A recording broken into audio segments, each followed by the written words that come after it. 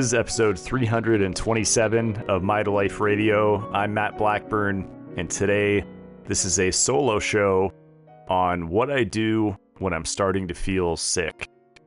Whether it's scratchy throat, that feeling of muscular weakness and fatigue, stuffiness, or sinus symptoms. I watch for all of these things, and if I catch it soon enough, I could usually knock it out really quick. So recently, there was a wave of whatever you want to call it, the C thing, the bioweapon up here in North Idaho, and it seems to come in waves, and I hear about it even across the nation on the East Coast, but it usually happens around the same time, and that happened a few weeks ago where a lot of people that were working for me here on my lake house got sick, and I started to feel symptoms. And this is where being really sensitive and in tune with your body comes in handy, because you can really save a lot of time if you catch it soon enough. And there's different schools of thought here. A lot of people, even in the health community, like it to just move through the body naturally, whether it's a cold, a flu, or COVID. Just going to say the word. I don't think they're censoring it anymore. And I've seen people that I've interviewed that just prioritize rest, which is great. You can't go wrong with rest. But I largely focus on hammering the supplements when I'm starting to feel bad. And it works every time. And the megadosing works every time. There's definitely a emotional, psychological component to getting a cold or a flu where the body is forcing you to slow down because you've been going pedal to the metal for too long in an unsustainable way. But when we're talking about this bioweapon, which is totally different, there is not that psychological or emotional angle to it. You just got hit with a bioweapon. And so it's best to knock it out as quickly as you can. Most people have responsibilities, children, a job they have to drive to. I'm very fortunate in I don't have many responsibilities when I'm snowed in here in the winter. I don't have to ever be anywhere, which I really enjoy. That's the life I've crafted over the last 15 years, getting rid of an alarm clock that I used for many, many years, which shocks the system. The body doesn't like alarm clocks. Even though I can rest, I still have a lot going on. I'm still building out my homestead here on my off-grid property that I moved back to for the fourth time quite a bit. Sometimes it takes, seeing other things before you're 100% sure of your decision of where to live, and that's what happened to me here. I've tried going back on grid several times, and it just doesn't feel right.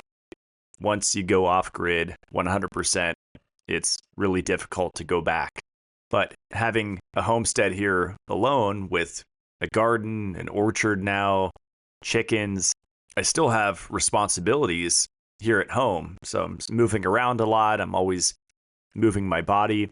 So I can't be bedridden for days because nothing would get done. So all that to say, I like to knock it out as quick as possible. What do I do when I start feeling those symptoms that I mentioned earlier? Well, I never get the regular cold or flu anymore. If I do catch something, it's the bioweapon called COVID. And there's all these different variants. And I'm not in the viruses don't exist camp. I definitely believe that viruses are real and that they exist. But it's not something to be afraid of. I still see on social media people still talking about the jab and all of the issues that caused with blood clotting and people suddenly dying and all of those things. And I'm so far removed from that. When all of that went down in 2020, it was like nothing happened here in Idaho where I live. I could go into every store except for Staples, funny enough, the office supply store, without a mask. and nobody heckled me. Oh, and there was a thrift store where the woman was under the spell, and so I just walked out when she told me that I had to put on a mask. But there's this balanced perspective of believing that viruses are real, but also being against the jab and against mandatory mask wearing, which is where I sit. And it's not being afraid, and it's knowing that there are real solutions to even man-made bioweapons that are unleashed on the planet.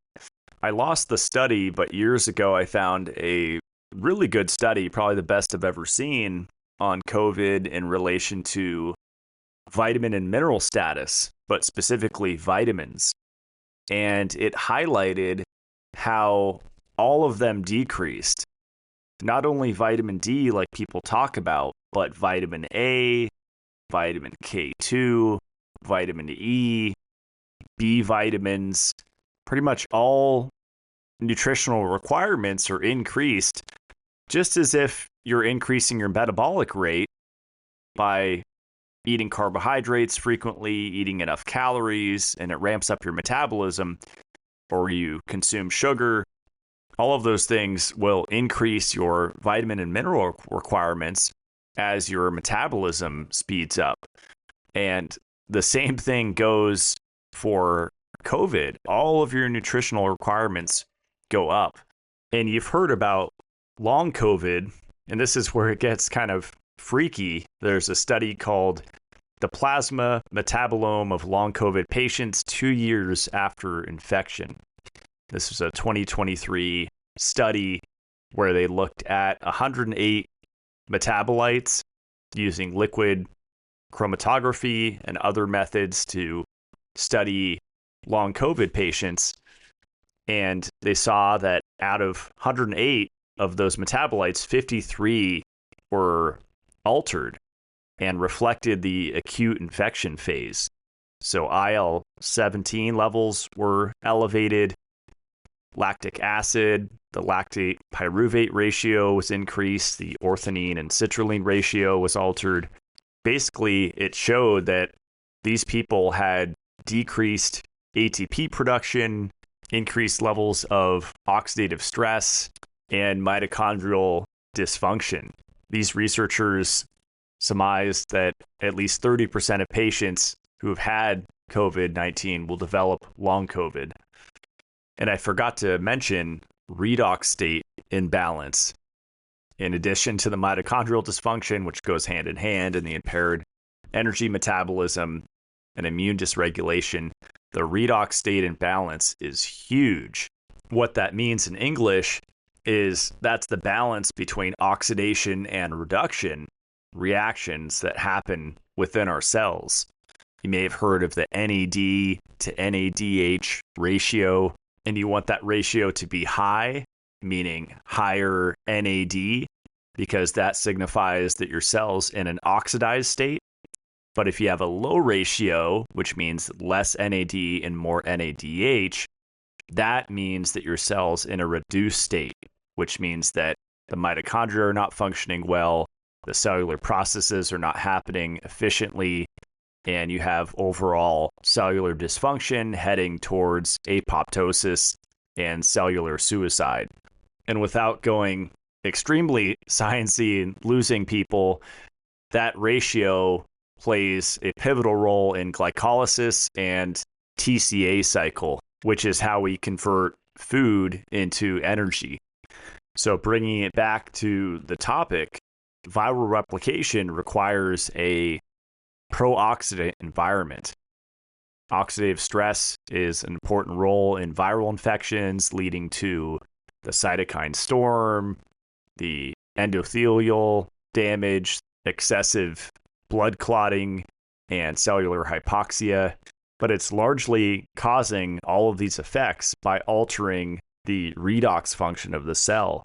And there's even a study looking at COVID altering the metabolism and redox of cellular glutathione, which is probably one of the many reasons why ascorbic acid or vitamin C helps, because vitamin C increases glutathione levels and actually regenerates it.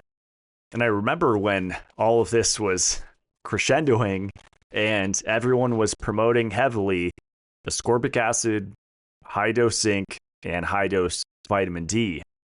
But people weren't taking those correctly, and they definitely weren't taking the cofactors with them. They were just hammering these single nutrients.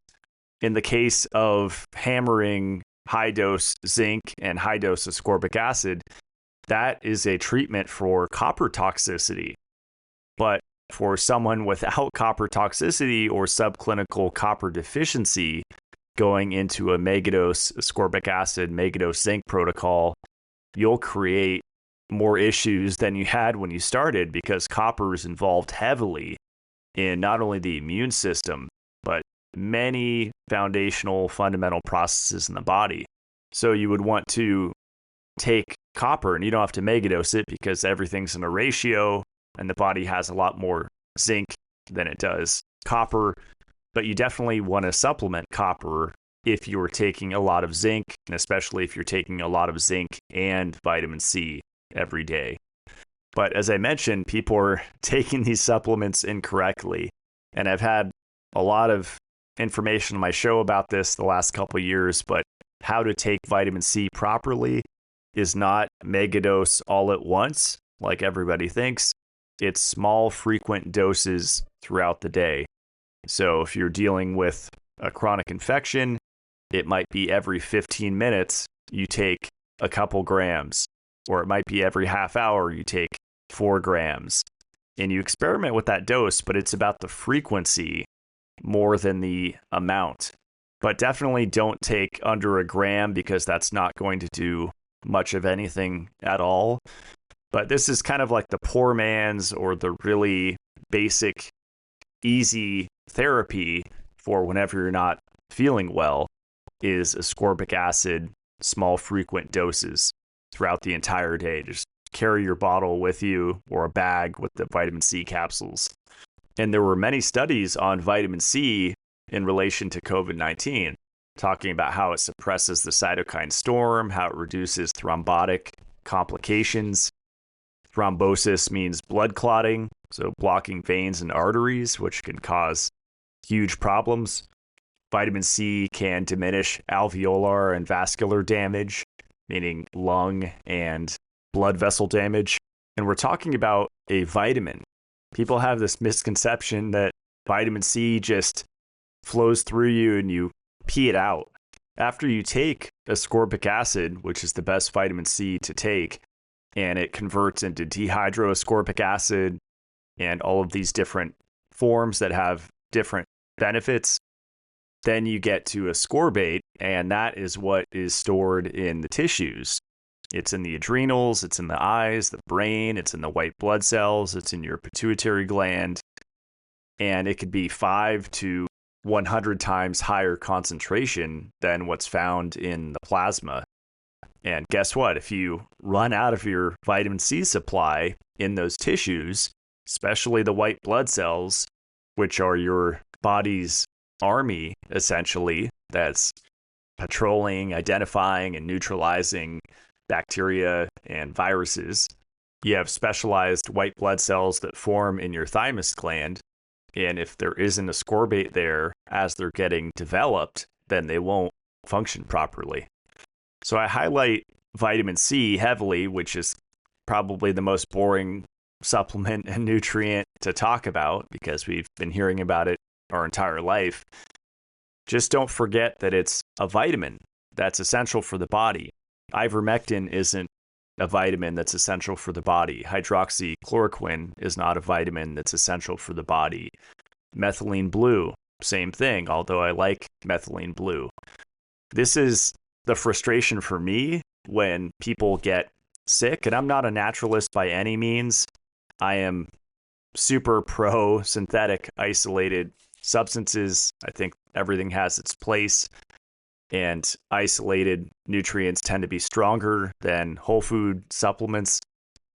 But before going to those things that I mentioned, you want to definitely make sure that your nutrient status is topped up and you're taking all of the right supplements, the vitamins, both water soluble and fat soluble, and then you have your minerals, your trace minerals, and also your macro minerals.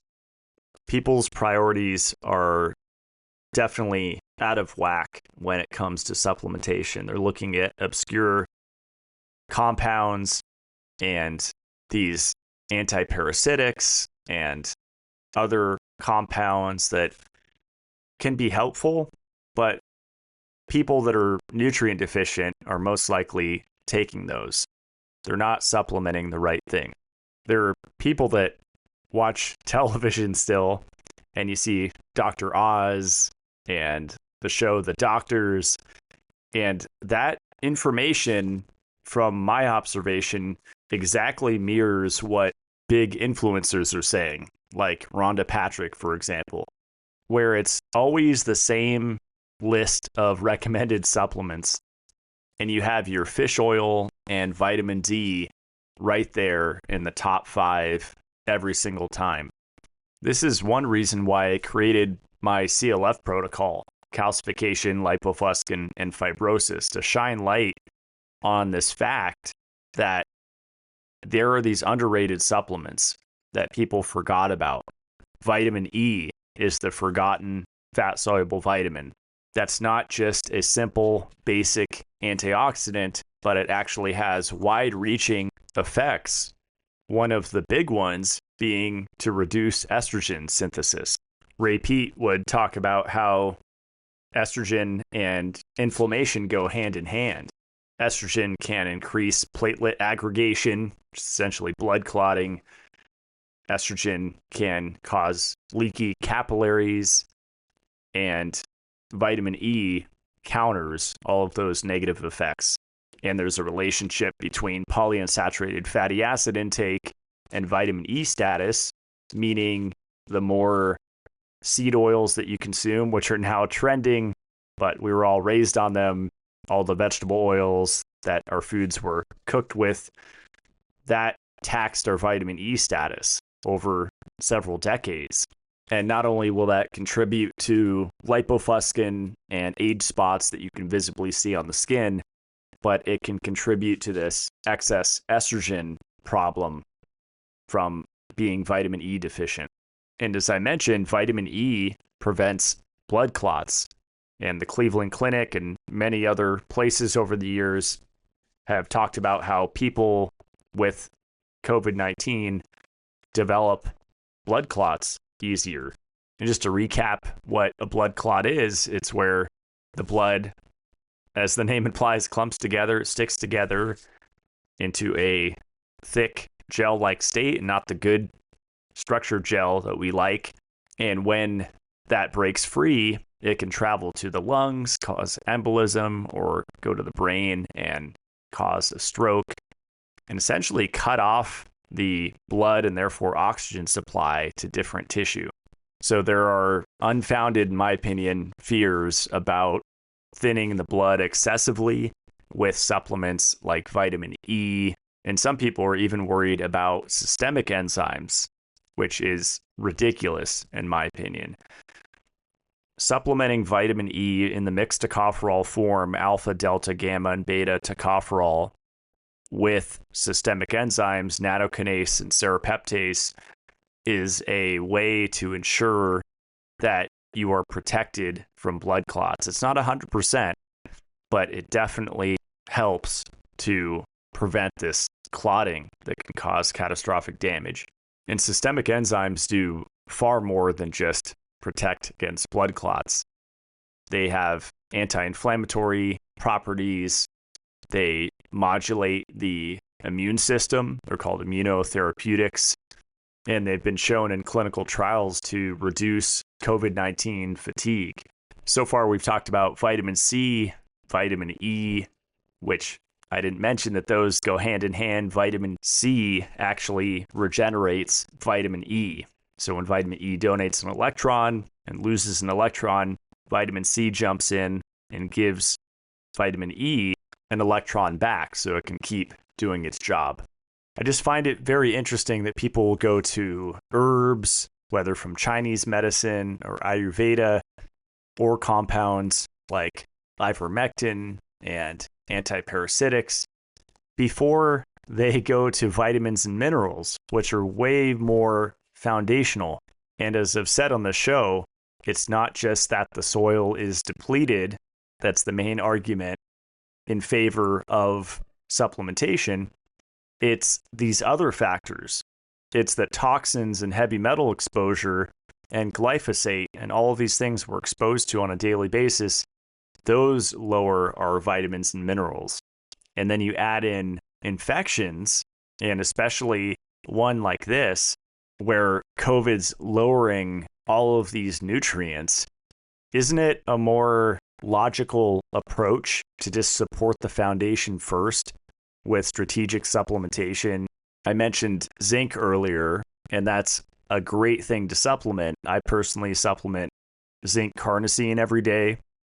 And I also have a product that's zinc carnosine plus copper orotate in a good ratio. So 16 milligrams of elemental zinc, which means actual zinc, and then you're getting a good amount of carnosine on top of that, which has a lot of benefits with that amino acid. And then copper orotate, so it's copper bound to orotic acid, which used to be considered a B vitamin itself.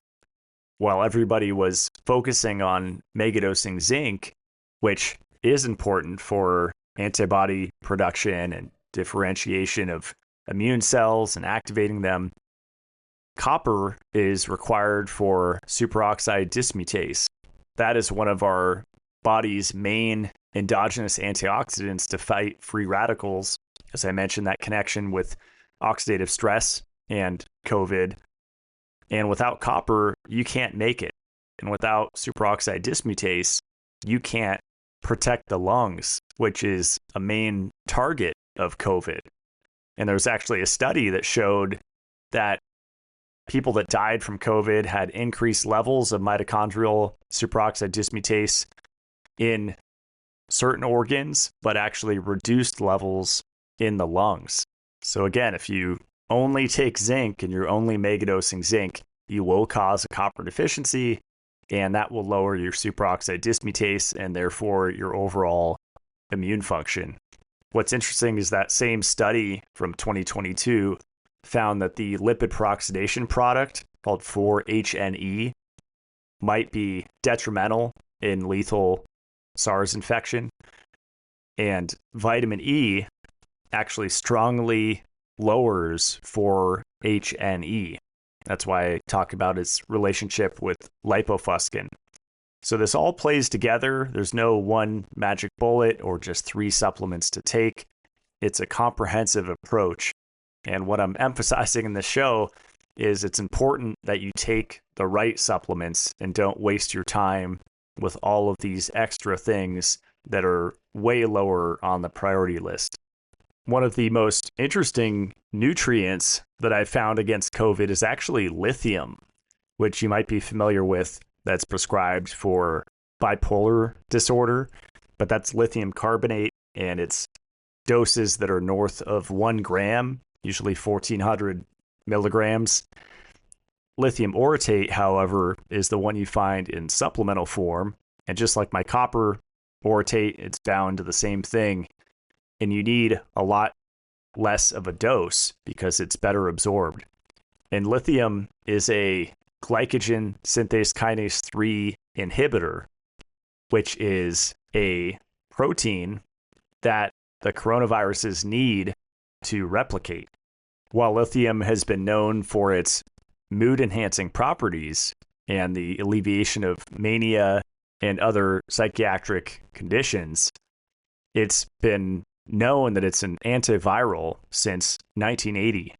It's been shown to inhibit the replication of various viruses, including herpes, coccidiovirus, hepatitis C, and the coronaviruses. And recently, there's been a lot of social media influencers talking about a new study on how lithium orotate actually breaks down beta amyloid plaque in the brain that is responsible for Alzheimer's disease. That was published in the Nature journal, and it's entitled Lithium Deficiency and the Onset of Alzheimer's Disease. I'll put that in the show notes. The last nutrient I'll cover is melatonin, and high dose melatonin specifically. Some people are shocked to hear that I take 200 milligrams before I go to bed every night. And that's not just to improve my sleep architecture, which it does.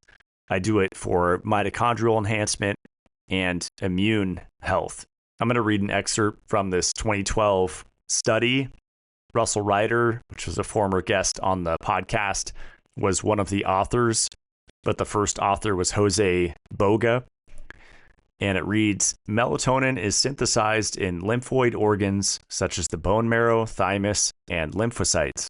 And there are high affinity membrane melatonin receptors, as well as nuclear binding sites in circulating lymphocytes, spleen cells, and thymocytes. Melatonin is known to activate both innate and adaptive immune responses, leading to an increase in immune responsiveness and regulation of several immune functions.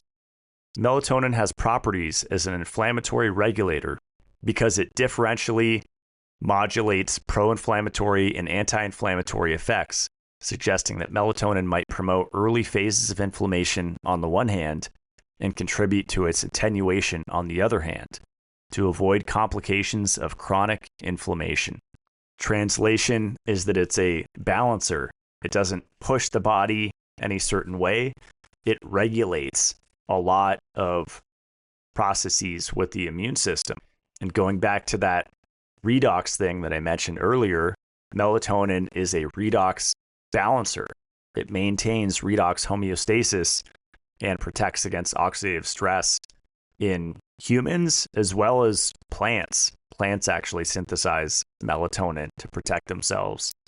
And most people are underdosing that one. You don't necessarily have to take 200 milligrams like I do, but in the case of viral protection, look into the work of Doris Lowe, and she recommends thousands and thousands of milligrams of melatonin daily when someone is in the acute phase. I could go on and on with nutrients, the importance of probiotics, because there's a negative effect on the gut microbiome with COVID. So the right probiotics, I like spore-based. Those are the ones that I sell with MitoLife, very specific strains. I could go into magnesium and B vitamins, like vitamin B3 in the form of niacinamide.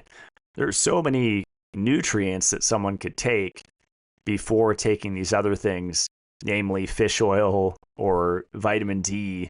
To me, there are a lot higher priorities.